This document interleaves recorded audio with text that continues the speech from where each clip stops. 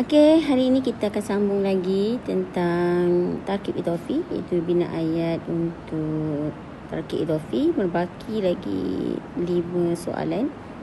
Okey, kita pergi kepada soalan 69, iaitu jumlah fiha at-tarkibul idhafi isim zahir jamak taksir plus isim zahir mufrad.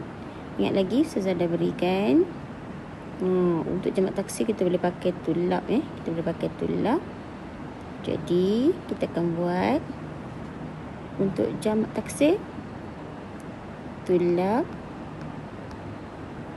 dan isim zahir mufrad al-madrasah. Tulabul madrasah fil fasli. Tulabul madrasati fil fasli. Pelajar-pelajar sekolah, pelajar-pelajar lelaki sekolah di dalam kelas. Kita pergi soalan yang ke-70, iaitu isim zahir jamak muzakkar plus dhamir muttasil. So yang ini kita buat jamak muzakkar untuk 3L plus dhamir muttasil. Yang jamak taksir tu tadi kita buat 3L juga ya. Okey, so kita akan gunakan mu'allimuna. So nun kena buang disebabkan dia mudhaf. Mu'allimu, dan dia punya mudhaf ilaih mesti jamak, mesti dhamir muttasil. So Ustazah memilih ka. Mu'allimuka fil fasli.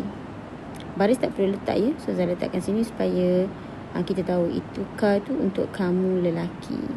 Mu'allimuka fil fasli,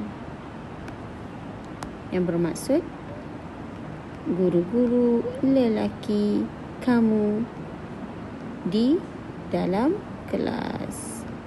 Okey. Kita pergi kepada soalan yang ke-71. Jumlah fiha at-tarkibul idhafi isim zahir jamak muannas plus dhamir muttasil.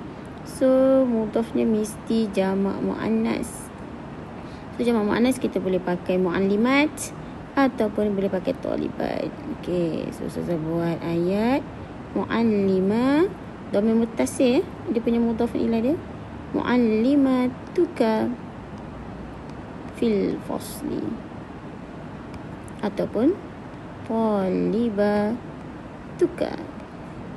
fil fasli, yang membawa maksud guru-guru perempuan kamu di dalam kelas, ataupun talibatuka pelajar-pelajar perempuan kamu di dalam kelas. Okey. Dan yang terakhir adalah soalan tarkib idhafi, jumlah fi'il tarkibul idhafi isim zahir jamak taksir plus dhamir muttasil. So ini jamak taksir tadi kita dah pakai tulab. So kita akan gunakan sekali lagi tulab dengan dhamir muttasil. So tulabuka fil fasli. Tulabuka fil fasli. Pelajar-pelajar lelaki kamu di dalam kelas. Pelajar-pelajar lelaki kamu di dalam kelas. So kita dah bina 4 ayat. Okey, mudah bukan? Okey, semua soalan-soalan ini kita mesti kuasai, walaupun dia hanya mungkin keluar satu soalan sahaja, tapi kita tidak tahu soalan mana yang akan keluar. Jadi kita kena mahir membina ayat untuk kesemua bentuk tarkib idhafi daripada yang kita dah bina daripada soalan 63 sehingga soalan yang ke-72. InsyaAllah kita jumpa lagi di lain masa.